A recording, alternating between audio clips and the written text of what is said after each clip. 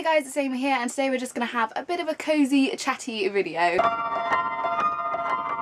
So this week I've been a little bit under the weather. I've got my cup of tea here. If you'd like to join me, do feel free to go and get a cup of tea and a biscuit so we can all sit here cozy and chat together. So let's just get cozy and talk about some things. Today I wanted to talk about my Goodreads challenge. I'm going to share with you the books that I'm currently reading and also books that I hope to start this week because it's going to be December this week, so I've got a lot of plans for the beginning of December. So let's start off with Goodreads challenges. So every year I set my Goodreads challenge to 50 books in the year, and last year I surpassed that by reading 100 books total in the whole year. Now this year I've actually reached 100 books already, so I'm now reading my 101st book of the year. So obviously I'm really chuffed with myself for reading that many books, but I honestly think it's because of Goodreads and the BookTube community, because I don't think if I just told myself at the beginning of the year, oh, you're going to read 50 books this year, if I had no way of tracking it and no way of encouraging myself or seeing what other people were reading or hearing about other people reading, then I just don't think I would ever do that amount of reading. I just wouldn't. For me, it's not a pressure. I put a number on it and I enjoy doing that. I keep motivated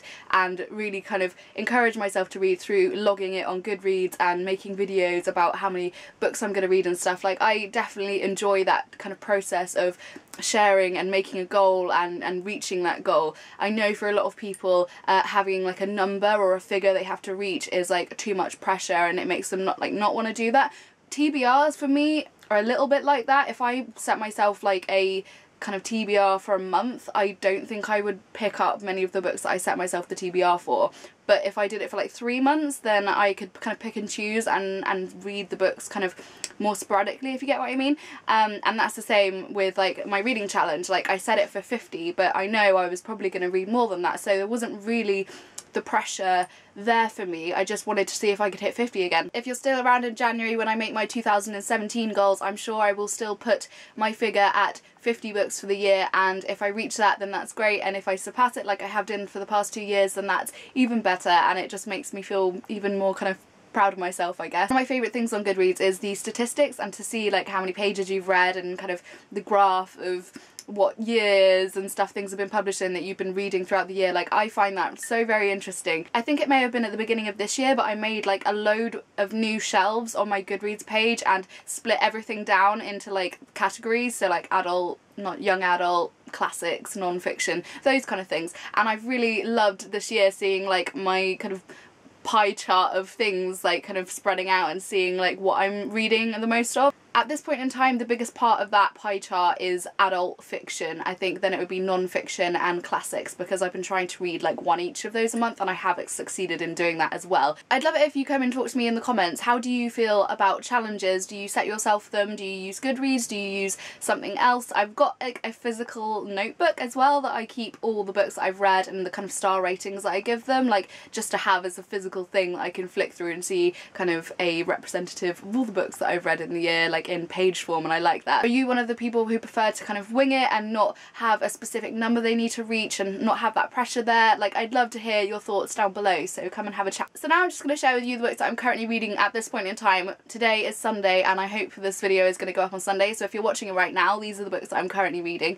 If you're not watching it right now, you can go and befriend me on Goodreads, and I'd love to be your friend there, and you can see all the books that I'm currently reading. So firstly, we have a reread, which is Harry Potter and the Deathly Hallows. As I've been feeling unwell, this book has been doing it for me. I just love having that kind of nostalgic, cuddly, warm childhood book feeling when you're feeling unwell, and this book totally does it. Whenever I reread a Harry Potter book, I always surprise myself by how much more I love it. I don't know how it's possible, but every time I reread them I'm like, this is amazing. How I don't get it. I always forget as well how different the films are to these books. There's so much more in this book that the film just didn't get at all. Don't get me wrong, I do absolutely adore the films, but these books just have so much more. The characters, everything, it blows my mind. Every time I reread them I'm just like, why didn't they put that in the film? That is an important thing to me and they left it out, but oh well. Hopefully I will be finishing this one this week. I hope to finish it by Wednesday because that's the last day of the month, and by Thursday the 1st of December I have a lot of plans, so I will share those with you in a second. The next book I'm currently reading is Ship of Destiny by Robin Hobb. This is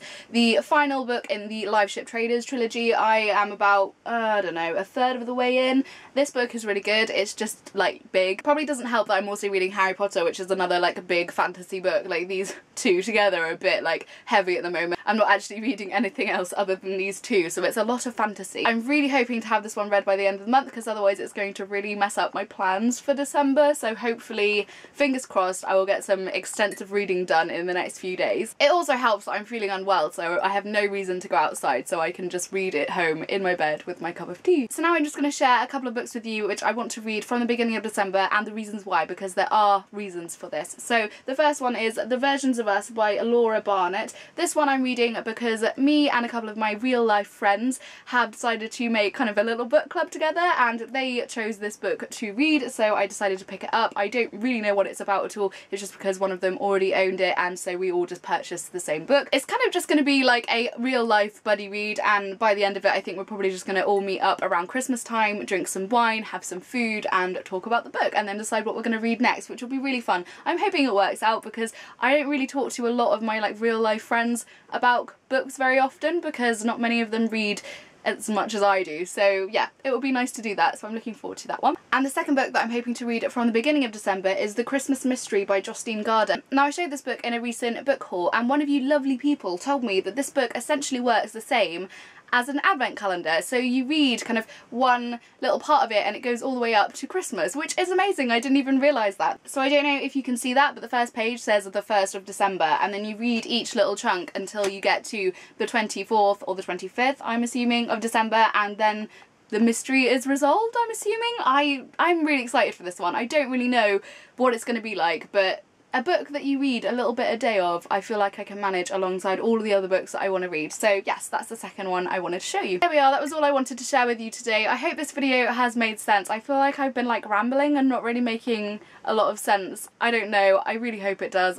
I'll find out when I edit it, I'm sure. Like I said, comment down below, tell me what you feel about challenges, what are you currently reading, or what do you hope to read at the beginning of December. Come and talk to me, I would love it. As always, I will leave links to Facebook, Tumblr, Twitter, everything I've mentioned today down below. I hope you're all having a fantastic day, and I will see you soon. Bye!